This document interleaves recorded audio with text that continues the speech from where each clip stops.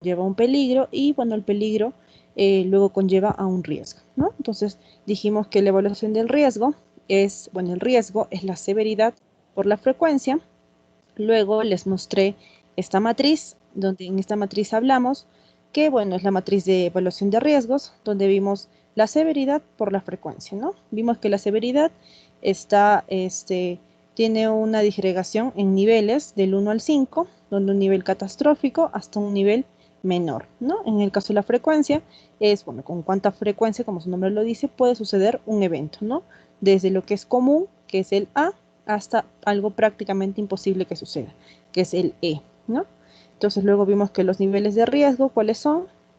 El nivel alto es el color rojo, el nivel amarillo es el riesgo medio y el nivel bajo de riesgo es el color verde, ¿no? Entonces dijimos de que para evaluar ello tenemos que unir la frecuencia con la severidad dependiendo del ejemplo del que estemos hablando, ¿no? Hablamos sobre este ejemplo que les coloqué donde un peligro era, por ejemplo, una operación quirúrgica y un riesgo asociado a este peligro era la muerte en el postoperatorio, ¿no? Entonces, basada en este ejemplo, dijimos que la frecuencia era B, es decir, que ha sucedido, y la severidad era de catastrófico, ¿no?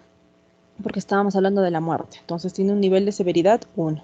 Entonces, uniendo los dos puntos, frecuencia con severidad, entonces llegamos a un 2, ¿no? Este 2 es un nivel de riesgo alto de color rojo, ¿no? Esto es lo que tratamos en este ejemplo, así como lo vemos aquí. También hablamos sobre la jerarquía de controles, donde dijimos de que la jerarquía de controles, los controles van de igual manera del 1 al 5. El 1 es eliminar la actividad porque es muy peligrosa, entonces eliminamos la actividad, cosa que dijimos que es un poco complicado porque pues, no podemos eliminar, por ejemplo, en este caso, una operación quirúrgica, ¿no? Es difícil eliminar esa actividad. Sustituirla, pusimos de ejemplos, por ejemplo, con fármacos, con tratamientos, pero dijimos que también para algunas afecciones es difícil pues reemplazar, ¿no? Con algún tratamiento. Hay algunas afecciones que sí o sí necesitan una intervención quirúrgica.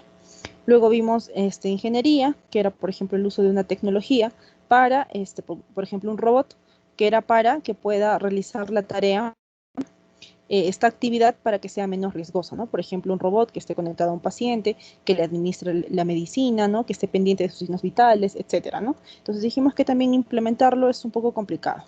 Luego tenemos el cuarto control, que era el control administrativo, donde hablábamos de las capacitaciones, de las charlas del personal, etcétera, ¿no? Entonces, esto que, bueno, es un poco más factible, ¿no? Que aunque no dependa de nosotros, pues finalmente depende de los que están a cargo de la institución, ¿no?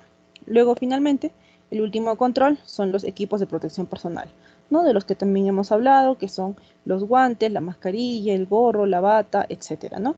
Que esto dijimos que está más al alcance de nosotros, ¿no? Esto sí es algo que nosotros podemos realizar, podemos colocarnos y es la mejor manera de poder disminuir el riesgo, ¿no? La mejor manera de protegernos. Entonces, esto es el repaso de la clase pasada. ¿Tienen alguna pregunta hasta ahí?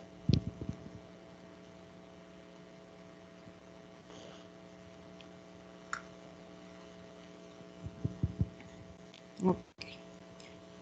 Si tienen alguna duda, no duden en hacerla, ¿ok? A ver, entonces, ahora que ya hemos recapitulado lo que hemos hablado la clase pasada, voy a pasar a explicarles el ejemplo, a partir del cual van a realizar su actividad. Déjenme un momento para compartir pantalla.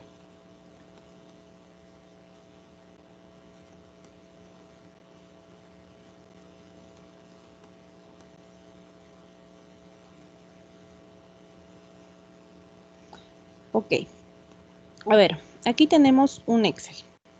Si esta es la actividad que van a realizar, les voy a explicar en qué consiste.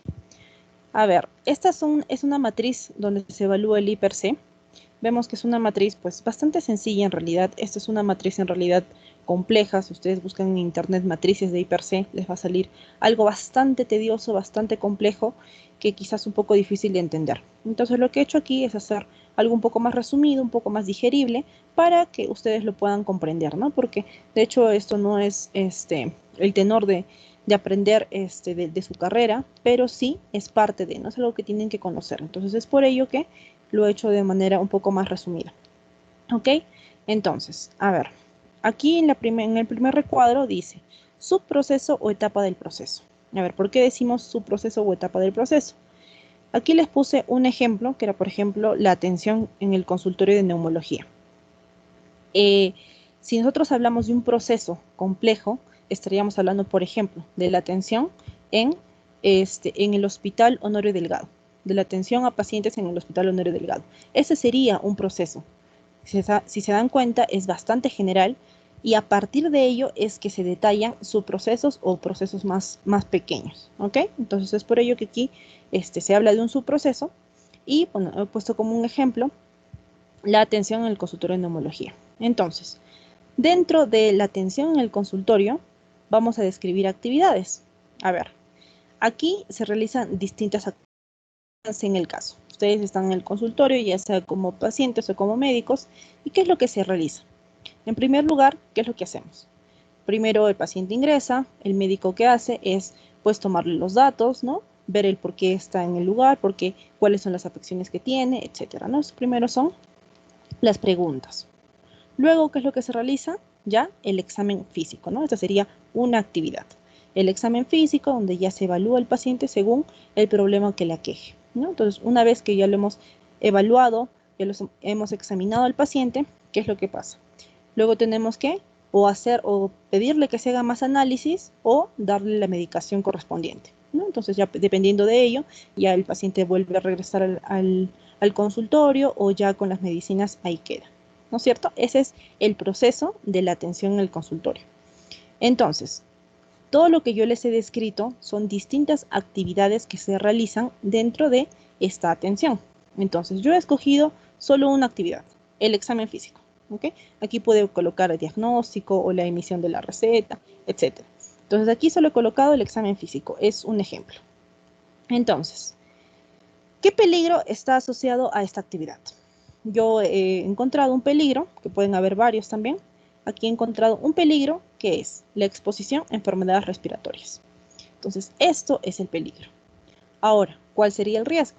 El riesgo que he encontrado con respecto a este peligro es una infección en la vía respiratoria, ¿no? La adquisición de una infección. Entonces, una vez que hemos identificado una actividad dentro de todas las que se realizan dentro de la atención, un peligro de esta actividad, hemos evaluado cuál es el riesgo, realizamos lo que es la evaluación del RP. ¿Qué es el RP? Es la probabilidad de riesgo, ¿ok? Entonces, aquí vamos a hablar de lo que es la frecuencia, las consecuencias y la valoración del RP. La frecuencia, ¿dónde la observamos? La observamos en nuestra matriz, ¿ok?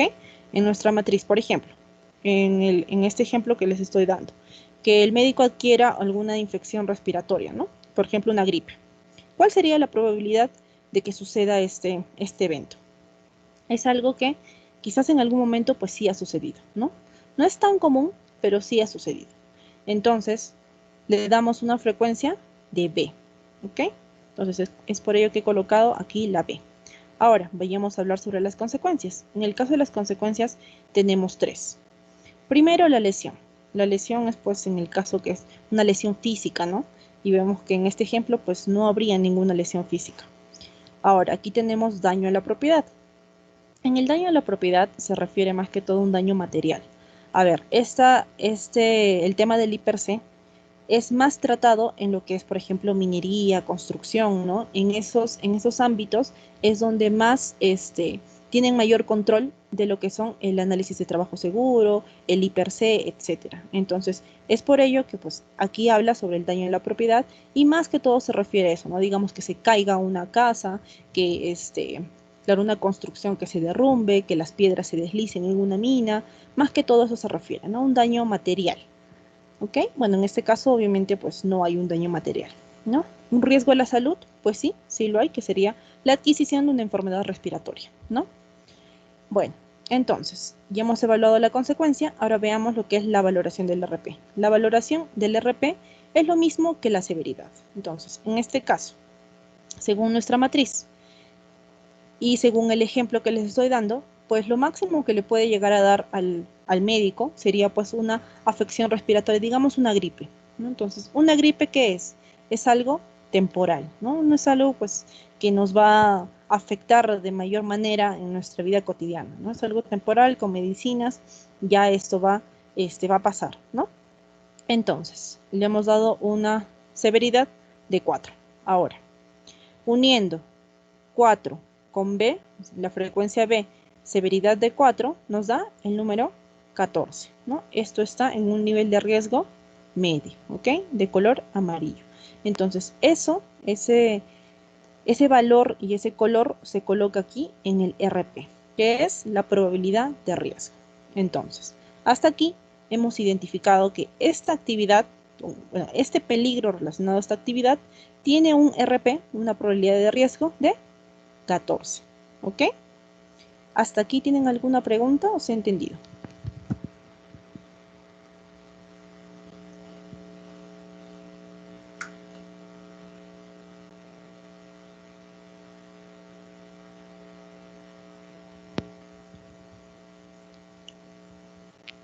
Ok, entonces voy a dar que se han sobreentendido.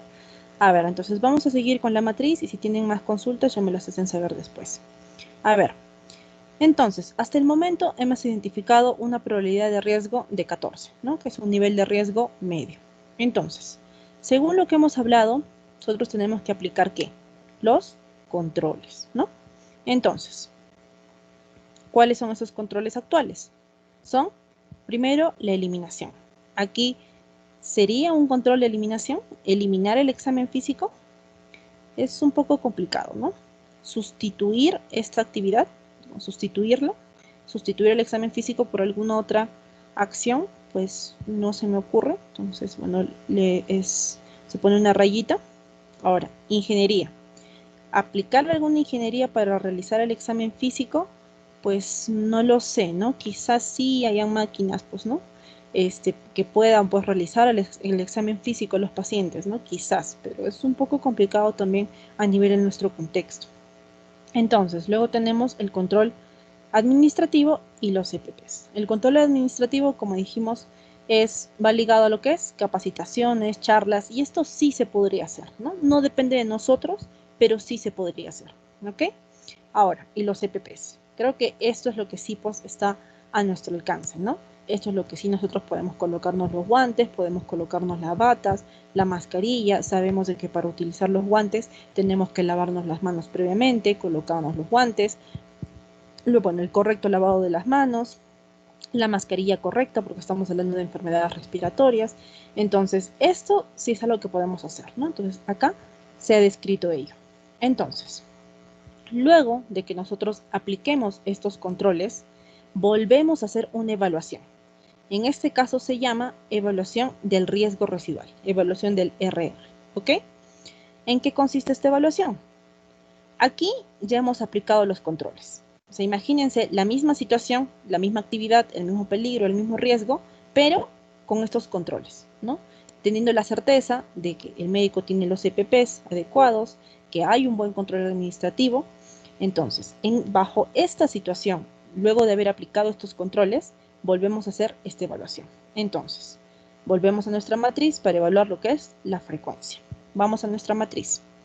Ahora, una vez que el médico ya está preparado, ya están las charlas, las capacitaciones, etcétera, ya sería algo raro que suceda, ¿no? Ya sería raro que adquiera alguna infección, alguna enfermedad respiratoria, porque ya ha aplicado todos los controles que se puedan, todas las medidas de seguridad ya están aplicadas. Entonces, ya no sería más tan común que se enfermen, ¿no? Entonces ya sería algo más raro. Quizás podría suceder, ¿no? Podría ser la C. Pero bueno, en este caso yo le he colocado la D, lo que es algo raro que suceda. Entonces, aquí ya se le coloca la B. Volvemos a evaluar la consecuencia. Vemos, ¿alguna lesión? No, ¿no? Tampoco hay lesión. ¿Un daño a la propiedad? Tampoco hay. ¿Un riesgo a la salud? Pues sí, ¿no? O sea, a pesar de que es raro ya que suceda el evento de que pueda tener alguna enfermedad respiratoria, aún hay la posibilidad, ¿no? Entonces es por eso que todavía se coloca acá la enfermedad respiratoria. Y finalmente volvemos a hacer la valoración del RR, que sería la valoración del riesgo residual. Y en este caso, de igual manera, se refiere a la severidad. Entonces volvemos a nuestra matriz. La severidad Y bueno, yo le he colocado de igual manera temporal, ¿no? Por más que se hayan aplicado ya los controles, de igual manera lo máximo que le puede dar al médico es que adquiera pues una enfermedad respiratoria, ¿no? Es lo máximo que le puede dar, que finalmente va a ser temporal y por eso se ha catalogado, sigue catalogando como 4. Entonces, ahora, luego de aplicar los controles, vemos cuál es nuestra evaluación del riesgo. Hemos dicho que ya sería raro que suceda, la D, ¿no? Entonces, unimos D con 4 y nos da 21, ¿no? Este 21 sería un nivel de riesgo bajo, de color verde, ¿no? Entonces, aquí le colocamos el 4, que es el valor de severidad, y el riesgo residual o RR ya sería de 21. Entonces, ¿qué es lo que hemos conseguido con esta matriz? Disminuir el riesgo, ¿no? Y de eso se trata la bioseguridad, ¿no? De la minimización del riesgo biológico, ¿ok? En este caso, ¿cómo lo hemos logrado? Aplicando los controles. Sobre todo, ¿en qué recaen los controles? En los EPPs, que es lo que está a nuestra mano, ¿no? Entonces, una vez que hemos logrado disminuir el riesgo aplicando los controles, finalmente redactamos como una conclusión, ¿no? ¿Cuáles serían las acciones de mejora? ¿Cuál es lo mejor posible que podemos hacer para que este riesgo siempre sea mínimo? Entonces, aquí he colocado, pues a modo de ejemplo, ¿no? Desarrollar programas de vacunación contra la influencia, realizar el lavado de manos, ¿no? Correctamente, utilizar un doble guante, utilizar, por ejemplo, la mascarilla adecuada, ¿no? Con el filtro adecuado, dependiendo, pues, de las afecciones que pueda tener el paciente, etcétera. ¿Ok? ¿Se ha entendido hasta aquí?